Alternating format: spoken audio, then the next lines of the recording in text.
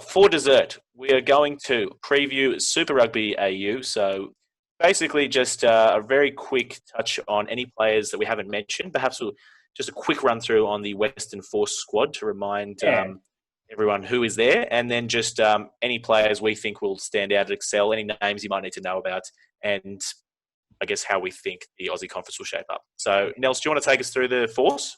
Or Harry, sorry? All right, Harry will. Thank you. Nelson doesn't want to. He's disgusted by the Force. No one wants to be honest with you. So, okay, these are the names that stood out to me. So, first of all, from the existing squad, obviously, Captain Ian Pryor plays 9 and 10. If you have a halfback that can do that and kick some goals, very, very valuable. So does TJ Perinara these days. Yeah, a little bit. That's true. Not bad. Yeah, every time when Garden Batchup goes off and then he plays 10 at the end of the game. Andrew Reddy is over there, the old Queensland Reds hooker as well. Not old, but ex-Queensland Reds hooker. Heath Testman on the bench, who is talking about still trying to push for a Wallabies spot as well, but obviously I think he'll come off the bench. They've got some old heads at prop. Chris Heiberg from South Africa, Kieran Longbottom, Greg Holmes, a lot of older fellas there, but some good experienced heads to support probably Reddy. Then you got Jeremy Thrush, the ex-Hurricanes player, Fergus Lee Warner, who's an end that a lot, maybe not a lot of other people would know, but Nelson and I, as gigantic Horned Army fans, and by Horned Army fans I mean the support group for the Western Sydney Rams, Great Western Sydney Rams.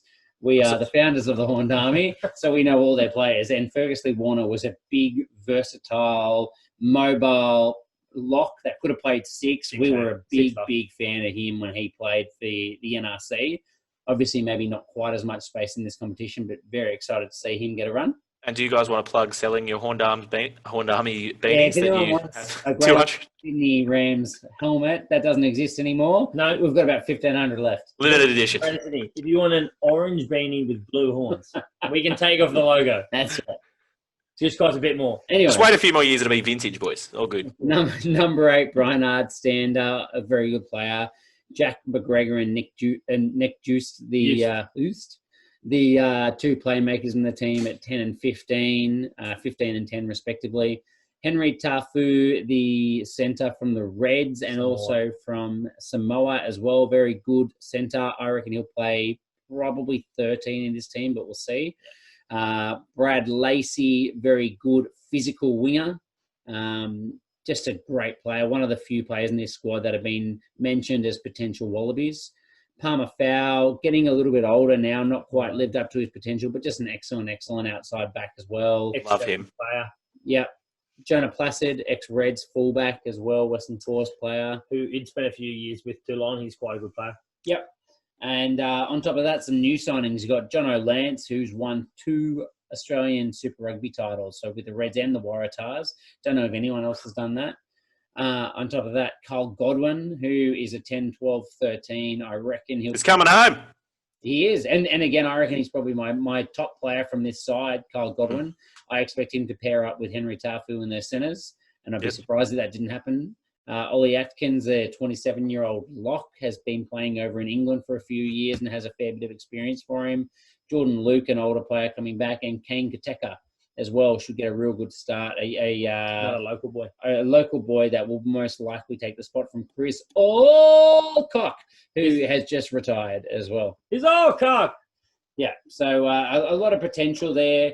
But look, the one thing I would say as well, worth noting for fantasy managers, Jono Lance, Carl Godwin, Ollie Atkins that have just come back into the squad, they had to serve a 2-week isolation. They're actually probably starting training this week, so maybe they won't play round 1. Very good. The player I like, who I'm excited about, is Henry Stowers, or Stowers. I forget how you say his surname. Yeah. But Kiwi under 20, hard-hitting back rower. Big fan of him. Absolutely.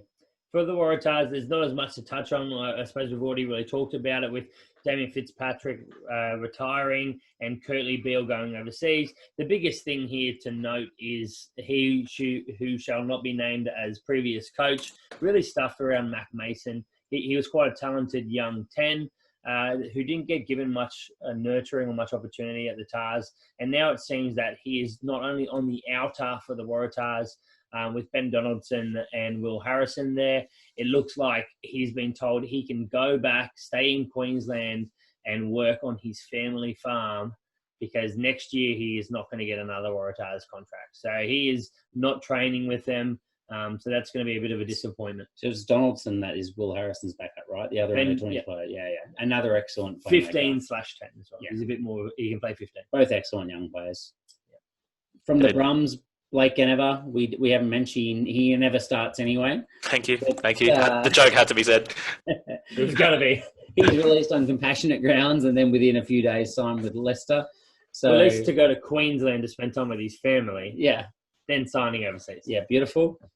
For the Reds, we've mentioned most of those guys as well, but you have got Mac Greeley, Josh Fluke, Kalani Thomas and Ryan Smith. A lot of talented youngsters there. Ryan Smith, the older head at lock. Does anyone else think those don't sound like real names? Mac Greeley, Josh Fluke, like just where do they come up with these? We know you're not as big a fan of Aussie rugby as us. Mac Greeley is actually quite an interesting young player, and I don't necessarily see he's the same style, but they're talking about him the same as that. Who's the Kiwi 10 that's playing rugby league that wants to come back and play for the All Blacks, but he's playing for Australia. Oh, yeah. They're saying like he's quite an agile attacking 10, and he actually looks quite promising. Josh Fluke was the captain of the school side last year. Kalani Thomas is a good agile 9. So they've got a few options there replacing some of the guys that have left. But for example, Ryan Smith, I mean, that's just when you're making up, filling in a form, you're making up a name, John Smith, and you're like, oh, hold on, I can't put John, you got a Ryan Smith. That's the alternative there. So yeah, he was quite positive, quite good in the NRC previously as well. Yeah, 23 years old. They just needed a lock, and I think that's it. You can't get another young player in that team. So I think they went for someone that's been on the fringes for a few years and should just be have a little bit more experience. For the Rebels, excellent. All right, I was going to say the $1 million question: the Rebels. How do they? We've just talked about how competitive it is in that back line. How do we fit in Lewis Holland, Lockie Anderson, and Gerald Skelton? I don't think we see these guys rushed into the squad, as we said, especially in the backs. They've got quite a few people to cover a lot of different positions. The people that I'm most excited to see have a crack is Louis Holland. Louis Holland. He is. He could probably pay 10, 12, 15. He's not only a really agile player. This player can throw a dart, a pass, 2-man, 3-man cut out, hit the guy on the chest. Something that a lot of the players that have been training with him saying his pass just is absolutely outrageous and faster passes than anyone else in the team. He's also just been slowing drop goals from 50 metres out like it's absolutely nothing. Videos have been surfacing on that. Yeah, nice. So plenty of players to look forward to. Kagi, what do you rank the Aussie teams in Super Rugby AU? That's a very good question. Well, I'll start with the very simple. Number 1 will be the ACT Brumbies. Does anyone disagree with that? No dramas there. That's a gimme. Following that, it gets more interesting. I'm going to go ahead and put the Force at number 5. So just to be clear, just spicing it up. And then in the middle order, I'm going to actually go Brumbies. I'm going to say the Reds are going to come in second. I'm going to say the tough one between the Tars and the Rebels. Tars are bloody awful. Look at you, mate. All right, I'm gonna say I don't want to, but I'm gonna say Tars then Rebs, and that's just because I love Angus Bell. Okay, I'm gonna go. Look, I think Brumbies obviously first. Western Force, just for the unknown, you have to put them last, but who knows? I would love to see them upset a few teams. I'm going to say the Reds are being disrupted a lot by what's going on off the field. The Rebels are the team that are going to have to be shipped around and changing where they're playing every single fixture. They're going to be on the road constantly, so that pushes the Waratahs up to number 2. High, mate. Wowzers! All right. High. The Reds to number 3 and the Rebels to 4.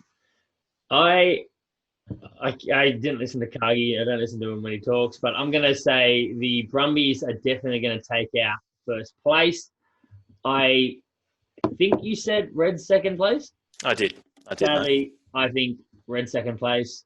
I just think they've got too much flair there, and I do think the shipping around of the Melbourne Rebels is going to prove too much. So I think the Melbourne Rebels will slide into third. I think I'd love to say that the Force will take the Tars, which I do think there's a potential there. I think Harry's crazy to put Tars in second place. He's definitely got his blue glasses on, but I think the Tars will come in fourth, And the main reason is I think there's a lot of changes for the Force.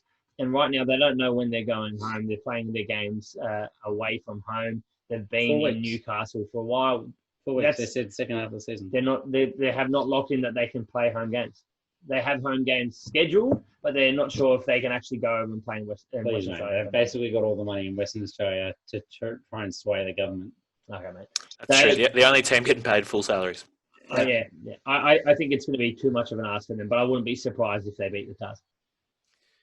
Very good. That was the most roundabout way of ranking 1 to 5. All three of us just did. We know, like 1, 5, 4, 3, whatever. But anyway, we hope you got that. If you stayed with us long enough, then you've probably been, you're able to translate that kind of stuff. The key I think that's going to podcast, Craigs, is a lack of accountability, and we figure if we do it that way, no one knows what we actually ever said. Yeah, exactly. We haven't. We got it written on the spreadsheet, but we didn't type it in. Yeah, so we can't be wrong. If you're still listening, tweet at us what our rankings were 1 to 5, because then we'll have a good record of it as well. But, and let us know your rankings 1 to 5. That's probably helpful. That's it. Very good. All right, lads. Pod's long enough. That's going to do it for us. Thanks for tuning in, and we'll catch you next week.